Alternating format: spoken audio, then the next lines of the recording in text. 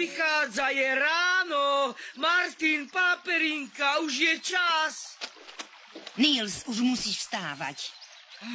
Dobré ráno, Aka. Gorgo je už hore? Nie, ani ho nezobudím. Ale prečo? Už nie je noc. Dobre, zobudím ho ja. Už bežím. Nie, zostaň tu.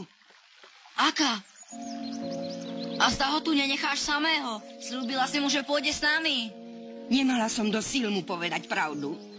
Ale nemôžeme predsa odletieť len tak bez toho, aby sme sa s ním rozlúčili. Ľutujem, ale musí sa konečne naučiť žiť bez cudzej pomoci, vedie orol. Musí to konečne pochopiť, ak chce prežiť. Nie, ty si ho tak vychovala. Nuž, máš pravdu, ale musela som, inak by bol zomrel od hladu. Vtedy bol bezmocný a opustený, ale teraz sa už vie o seba postarať, ak chce. Musím sa s ním rozlúčiť, Aka. Idem s tebou. Zostaňte tu. Nie, Aka. Niels! Nemyslí si, že mi nie je ľúto ho opustiť, ale nemám inú možnosť, chápeš? Ale prečo tak bez rozlúčky? Prosím ťa, skús ma pochopiť.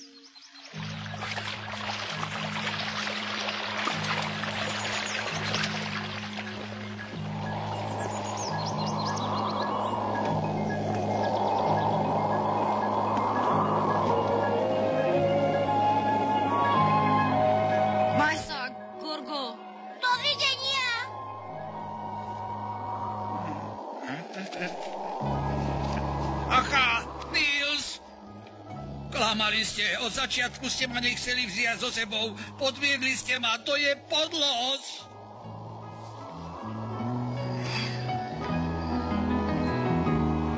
Aká Gorgo letí za nami? Gunner, musíme letieť rýchlejšie. Rýchlejšie, leďte rýchlejšie. To si nám nemal robiť, Gorgo, len nám to sťažuješ. Práca, neleď za nami, Gorgo, prosím ťa.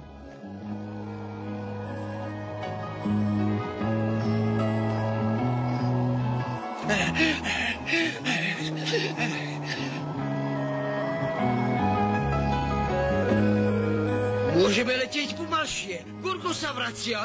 Čo takého som povedal?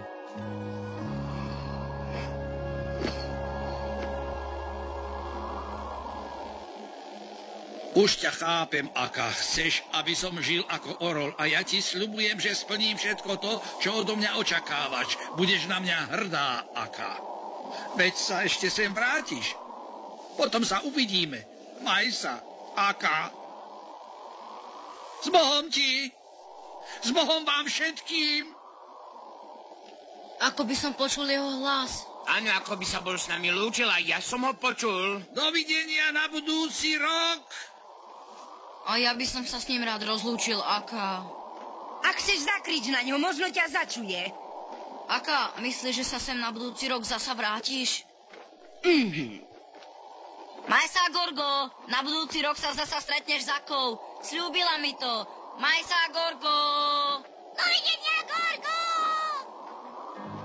Dovidenia, Gorgo. Dovidenia. Niels nevedel, či Gorgo začul jeho volanie, ale on ho počul a bol šťastný, že o rok sa znova stretne s Akou, lebo to sľúbila. Veľmi, veľmi sa na to tešil. A sľúbil si, že keď sa to stane, Aka bude mať určite dôvod byť na neho pyšná. To si zaumienil presne.